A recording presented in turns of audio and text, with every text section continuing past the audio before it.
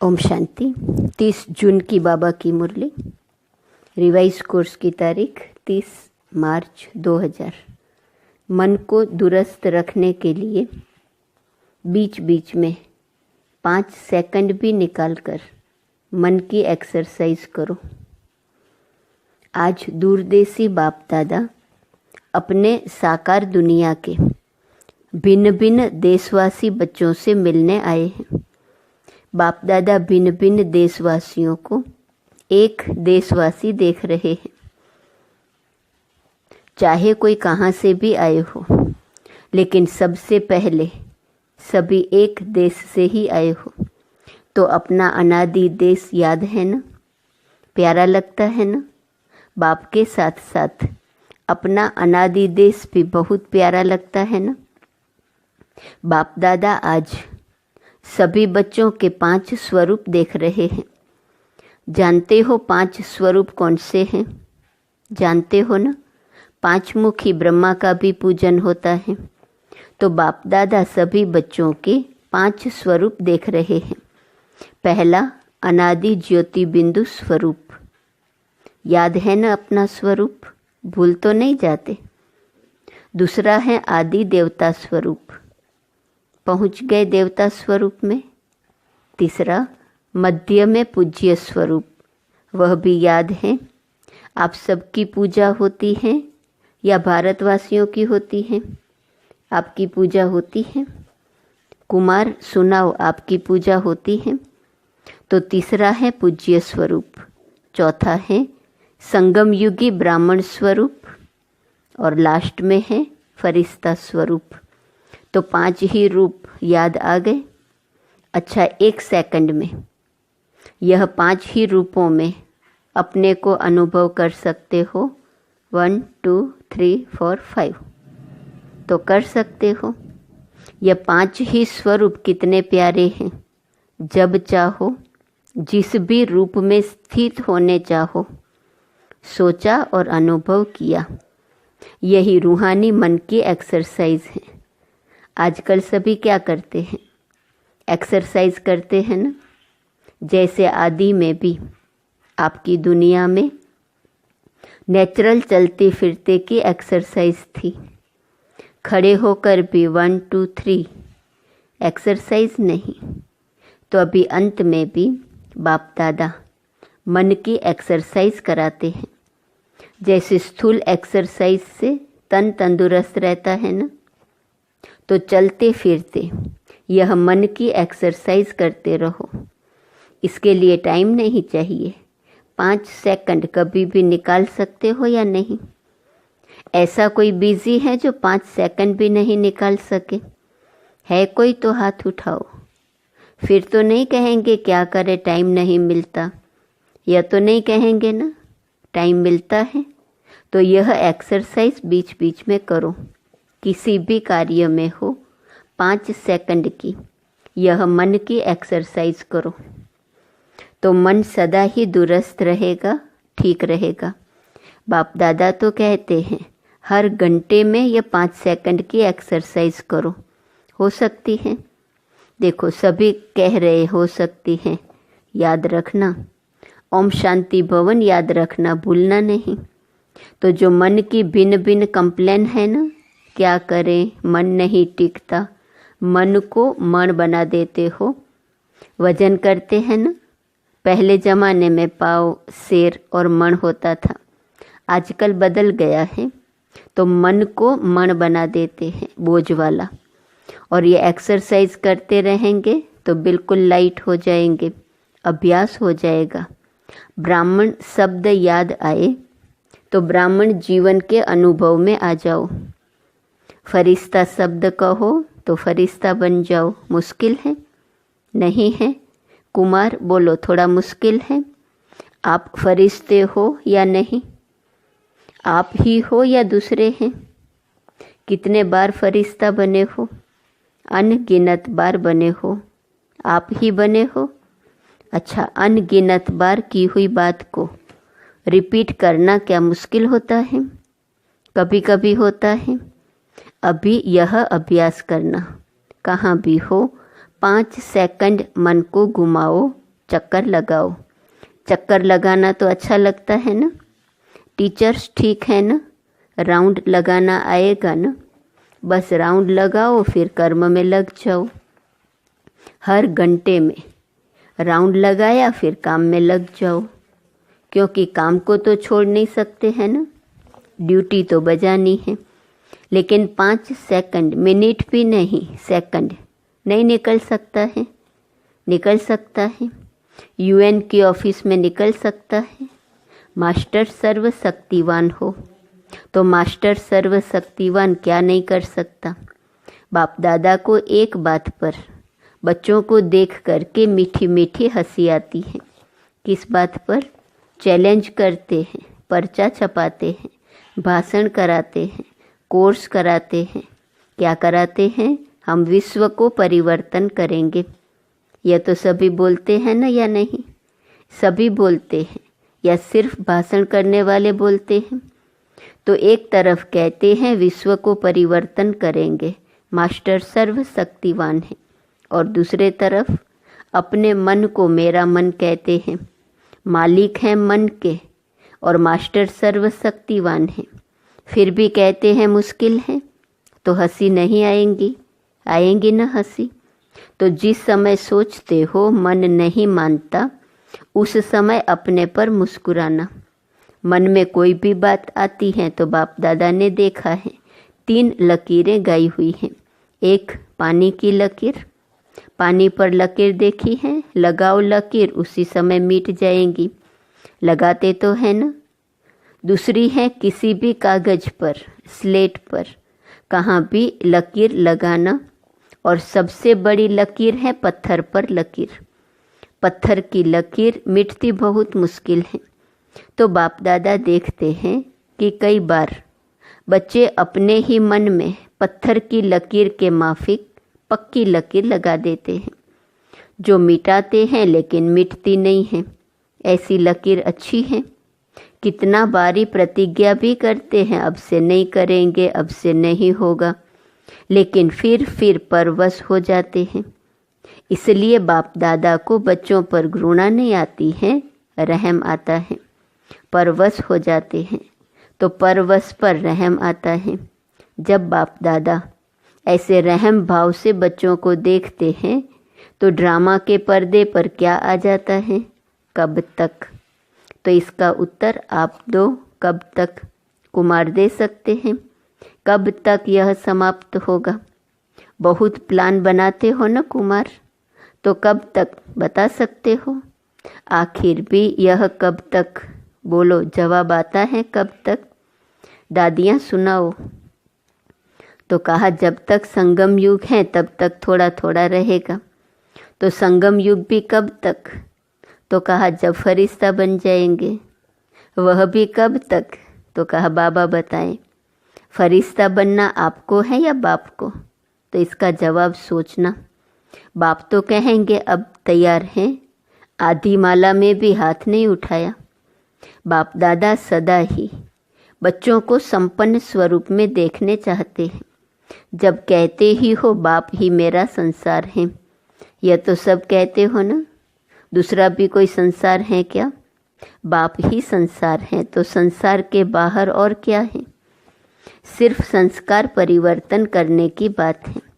ब्राह्मणों के जीवन में मेजॉरिटी विघ्न रूप बनता है संस्कार, चाहे अपना संस्कार चाहे दूसरों का संस्कार। ज्ञान सभी में है, शक्तियाँ भी सभी के पास हैं, लेकिन कारण क्या होता है? जो शक्ति जिस समय कार्य में लानी चाहिए उस समय इमर्ज होने के बजाय थोड़ा पीछे इमर्ज होती है। पीछे सोचते हैं कि यह न कहकर यह कहती तो बहुत अच्छा, यह करने के बजाय यह करती तो बहुत अच्छा, लेकिन जो समय पास होने का था वह तो निकल जाता है। वैसे सभी अपने में शक्तियों को सोचते भी रहते हो। सहन शक्ति यह है, निर्णय शक्ति यह है, ऐसे यूज़ करना चाहिए। सिर्फ थोड़े समय का अंतर पड़ जाता है। और दूसरी बात क्या होती है? चलो एक बार समय पर शक्ति कार्य में नहीं आई और बाद में महसूस भी किया कि यह न करके यह करना चाहिए था, समझ में आ जाता है पीछे। लेकिन उस गलती को एक बार अनुभव करने के बाद आगे के लिए अनुभवी बन उसको अच्छी तरह से रियलाइज़ कर ले, जो दोबारा नहीं हो। फिर भी प्रोग्रेस हो सकती है। उस समय समझ में आता है यह रॉन्ग है, यह राइट है, लेकिन वही गलती दोबारा नहीं हो, उसके लिए अपने आप से अच्छी तरह से रियलाइजेशन करना। उसमें भी इतना फुल % पास नहीं होते। और माया बड़ी चतुर है। वही बात मानो आप में सहन शक्ति कम है, तो ऐसी ही बात जिसमें आपको सहन शक्ति यूज़ करना है, एक बार आपने रियलाइज़ कर लिया, लेकिन माया क्या करती है कि दूसरी बारी थोड़ा सा रूप बदल करके आती है। होती वही बात है, लेकिन जैसे आजकल के ज़माने में चीज़ वही पुरानी होती है, लेकिन पॉलिश ऐसी कर देते हैं जो नई से भी नई दिखाई दे। तो माया भी ऐसे पॉलिश करके आती है। जो बात का रहस्य वही होता है। मानो आप में ईर्ष्या आ गई। ईर्ष्या भी भिन्न भिन्न रूप की है, एक रूप की नहीं है। तो बीज ईर्ष्या का ही होगा, लेकिन और रूप में आएंगी, उसी रूप में नहीं आती है। तो कई बार सोचते हैं कि यह बात पहले वाली तो वह थी ना, यह तो बात ही दूसरी हुई ना, लेकिन बीज वही होता है, सिर्फ रूप परिवर्तित होता है। उसके लिए कौन सी शक्ति चाहिए? परखने की शक्ति। बाप दादा ने पहले भी कहा है कि 2 बातों का अटेंशन रखो। एक, सच्ची दिल, सच्चाई। अंदर कुछ भी नहीं रखो। अंदर रखने से गैस का गुब्बारा भर जाता है और आखिर क्या होगा? फटेगा ना। तो सच्ची दिल। चलो आत्माओं के आगे थोड़ा संकोच होता है, थोड़ा शर्म सा आता है, पता नहीं मुझे किस दृष्टि से देखेंगे, लेकिन सच्ची दिल से, महसूसता से बाप दादा के आगे रखो। ऐसे नहीं मैंने बाप दादा को कह दिया यह गलती हो गई, जैसे ऑर्डर चलाते हैं, हाँ मेरे से यह गलती हो गई, ऐसे नहीं। महसूसता की शक्ति से, सच्ची दिल से, सिर्फ दिमाग से नहीं, लेकिन दिल से अगर बाप दादा के आगे महसूस करते हैं तो दिल खाली हो जाएंगी, किचड़ा खत्म।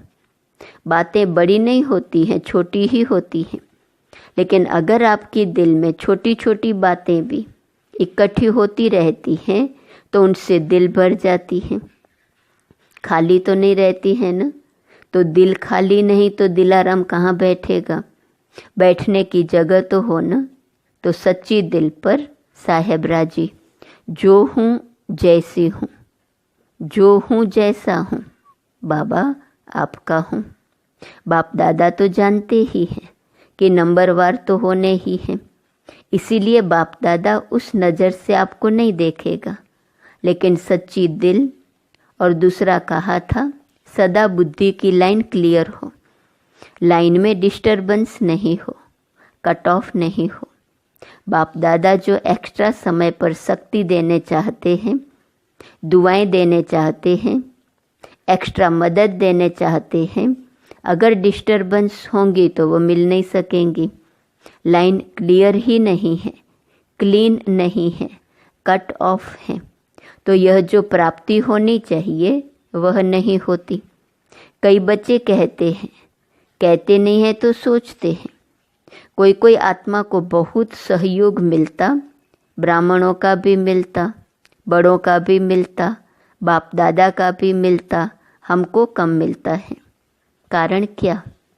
बाप तो दाता है, सागर है, जितना जो लेने चाहे। बाप दादा के भंडारे में ताला चाबी तो नहीं है, कोई पहरेदार नहीं है। बाबा कहा जी हाजिर, बाबा कहा लो। दाता है ना, दाता भी है और सागर भी है, तो क्या कमी होगी? इन्हीं 2 बातों की कमी होती है। सच्ची दिल, साफ दिल हो। चतुराई नहीं करो।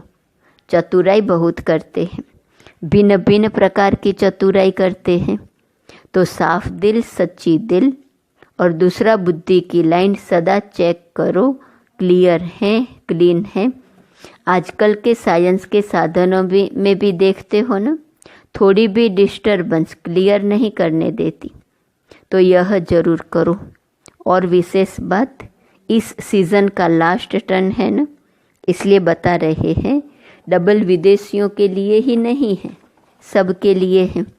लास्ट टर्न में आप सामने बैठे हो तो आपको ही कहना पड़ता है। बाप दादा ने देखा है कि एक संस्कार या नेचर कहो, नेचर तो हर एक की अपनी अपनी है, लेकिन सर्व का स्नेही और सर्व बातों में संबंध में सफल, मनसा में विजयी और वाणी में मधुरता तब आ सकती है जब इजी नेचर हो। संबंध में सफल, मनसा में विजयी, वाणी में मधुरता इजी नेचर वाले में आ सकती है, अलबेली नेचर नहीं। अलबेलापन अलग चीज है। इजी नेचर उसको कहा जाता है जैसा समय, जैसा व्यक्ति, जैसा सरकमस्टांस उसको परखते हुए अपने को इजी कर देवे। इजी अर्थात मिलनसार। टाइट नेचर बहुत टू मच ऑफिशियल नहीं। ऑफिशियल रहना अच्छा है लेकिन टू मच नहीं। और समय पर जब समय ऐसा है, उस समय अगर कोई ऑफिशियल बन जाता है तो वह गुण के बजाय उनकी विशेषता उस समय नहीं लगती। अपने को मोल्ड कर सके, मिलनसार हो सके, छोटा हो बड़ा हो, बड़े से बड़ेपन में चल सके, छोटे से छोटेपन में चल सके, साथियों में साथी बन के चल सके, बड़ों से रिगार्ड से चल सके, इजी मोल्ड कर सके। शरीर भी इजी रखते हैं ना, तो जहाँ भी चाहे मुड़ जाते हैं, वहाँ जहाँ भी चाहे मुड़ जाते हैं। और टाइट होगा तो मुड़ नहीं सकेगा। अलबेला भी नहीं, इजी है, तो जहाँ चाहे इजी हो जाए, अलबेला हो जाए नहीं। बाप दादा ने कहा ना, इजी हो जाओ, तो इजी हो गए, ऐसे नहीं करना। इजी नेचर अर्थात जैसा समय वैसा अपना स्वरूप बना सके। अच्छा, डबल विदेशियों को अच्छा चांस मिला है। सभी को ड्रिल याद है या भूल गई? अभी अभी सभी ड्रिल करो, लगाओ चक्कर। अच्छा, चारों ओर के सर्वश्रेष्ठ आत्माओं को, चारों ओर से याद प्यार समाचार भेजने वालों को बहुत अच्छे भिन्न भिन्न संबंध से स्नेह के पत्र और अपना हालचाल लिखा है। सेवा समाचार, उमंग, प्लान बहुत अच्छे अच्छे लिखे हैं जो बाप दादा को मिल ही गए। जिस प्यार से, मेहनत से लिखा है, तो जिन्होंने भी लिखा है वह हर एक अपने अपने नाम से बाप दादा का, दिलाराम का दिल से याद प्यार स्वीकार करें। बच्चों का प्यार बाप से और उससे पदम गुणा बाप का बच्चों से प्यार है और सदा अमर हैं। स्नेही बच्चे न बाप से अलग हो सकते हैं, न बाप बच्चों से अलग हो सकते हैं। साथ हैं, साथ ही रहेंगे। चारों ओर के सदा स्वयं को बाप समान बनाने वाले, सदा बाप के नयनों में, दिल में, मस्तक में समीप रहने वाले, सदा एक बाप के संस्कार में रहने वाले, सदा हर कदम में बाप दादा को फॉलो करने वाले, सदा विजयी थे, विजयी है और विजयी रहेंगे, ऐसे निश्चय और नशे में रहने वाले, ऐसे अति श्रेष्ठ सिकीलदे प्यारे ते प्यारे सर्व बच्चों को बाप दादा का याद प्यार और नमस्ते। वरदान, हर सेकंड के हर संकल्प का महत्व जानकर जमा का खाता भरपूर करने वाली समर्थ आत्मा भव। संगम युग पर अविनाशी बाप द्वारा हर समय अविनाशी प्राप्तियां होती हैं। सारे कल्प में ऐसा भाग्य प्राप्त करने का यह एक ही समय है। इसलिए आपका स्लोगन है, अब नहीं तो कभी नहीं। जो भी श्रेष्ठ कार्य करना है वह अभी करना है। इस स्मृति से कभी भी समय, संकल्प व कर्म व्यर्थ नहीं गंवाएंगे। समर्थ संकल्पों से जमा का खाता भरपूर हो जाएगा और आत्मा समर्थ बन जाएंगी। स्लोगन: हर बोल हर कर्म की अलौकिकता ही पवित्रता है। साधारणता को अलौकिकता में परिवर्तन कर दो। आज का स्वमान: मैं अशरीरी हूँ। अव्यक्त इशारे की पॉइंट 30 जून। जैसे शारीरिक व्याधि कर्म भोग अपनी तरफ बार बार खींचता है। दर्द होता है तो खींचता है ना, तो कहते हो क्या करें। वैसे तो ठीक है लेकिन कर्म भोग कड़ा है।